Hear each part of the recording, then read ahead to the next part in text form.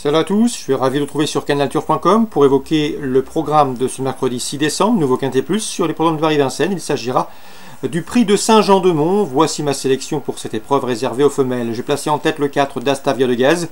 Elle a l'avantage d'être entraînée par Jean-Michel Bazir, dont l'écurie ne cesse de briller actuellement depuis le lancement du meeting d'hiver. En outre, elle affiche 8 podiums en 11 courses courues. Sache également qu'elle est irréprochable lorsqu'elle évolue pieds nus. Bref, dans ce lot, même si elle débute sur la grande piste, elle mérite crédit. Je lui poserai le numéro 2, c'est Daisy Team. Daisy Team qui, dans ce lot, me semble également en mesure de jouer la victoire. Sachez qu'elle a été préservée, tenue écartée de la compétition de février à octobre. Elle monte en puissance et sachez aussi qu'elle avait bien gagné sur le parcours qui nous intéresse l'hiver dernier. Le 10, c'est Daytona d'Hauteville, qui affiche déjà 4 victoires en 8 courses courues, deuxième récemment sur ce parcours. Elle aussi devrait jouer les premiers rôles. Le 13, c'est dans cette épreuve Divine Action. Elle n'est pas des plus régulières, mais elle a des références à faire valoir à ce niveau. Sachez également qu'elle sait finir vite lorsqu'elle court cachée et qu'elle compte également 2 places de deuxième en autant de sorties. Déférée des postérieures, elle le sera ici.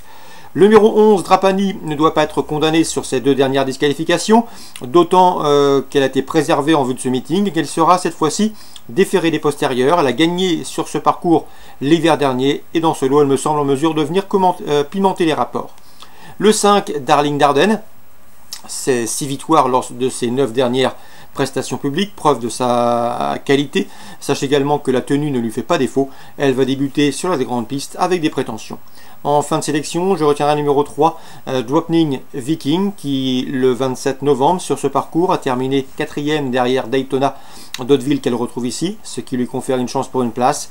Et le numéro 6, Donostia de Loup, qui a enregistré 2 disqualifications lors de ses 3 dernières prestations publiques.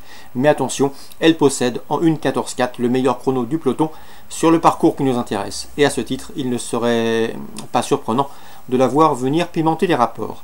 Le 4, le 2, le 10, le 13, devant le 11, le 5, le 3 et le 6, ma sélection pour ce quintet du mercredi 6 décembre. On va évoquer la suite du programme Vincennes. Dans la 3e, j'aime beaucoup le 306 Daisy Maisie. Irréprochable lorsqu'elle évolue autre montée, elle s'est produite à 7 reprises sous la selle, elle n'a jamais terminé plus loin que 2e. Une nouvelle fois, elle devrait répondre présente et jouer la victoire, le 306 Daisy Maisie. Dans la suivante, le 411 Charmeuse Royale s'annonce redoutable. Charmeuse Royale, c'est 4 courses déférées des 4 pieds, résultat 4 succès. Sachez également qu'elle reste sur une victoire sur la grande piste et à mon avis dans ce lot, elle devrait pouvoir tirer profit de cet engagement favorable au plafond des gains. 306, 411. On poursuit avec dans la 7e le 714 Épi des Landes. Il sera à mon avis une cote intéressante. C'est un cheval qui va débuter autre montée.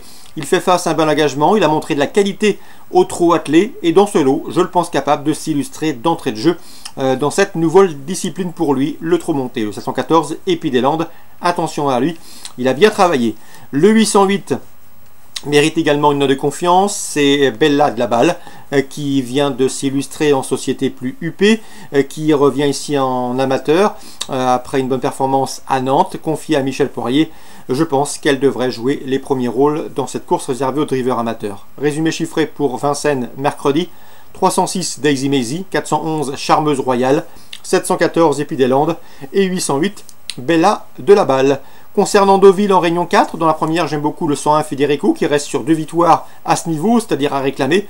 La dernière en date ayant été obtenue sur la PSF de Chantilly, donc pas de problème de surface pour le 101 Federico. On lui posera le 102 Zariano qui retrouve le parcours sur lequel il a fait sien un handicap au mois d'octobre. 101-102.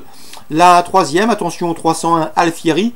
Lui aussi connaît le tracé puisque cet été, début août, il avait remporté un quintet plus sur le parcours qui nous intéresse. De quoi ici lui conférer une chance de premier ordre, 301 Alfieri. Je terminerai avec la 5e, avec le 501 Olympico, qui a terminé 2e du prix de la Hante. C'est une listade disputée le mois dernier à Borelli. Le cheval a couru également sur le sable, puisqu'il a déjà gagné à Vivo. Et à mon avis, dans ce lot, l'engagement est intéressant et il devrait lutter pour les toutes premières places. Donc pour Deauville en Réunion 4, le 101 Federico associé aux 2, le 301 Alfieri et le 501 Olympico. Voilà mes coups de cœur pour cette réunion normande des réunions deauvillaises. Bonne journée à tous, bon jeu et à demain pour une nouvelle émission.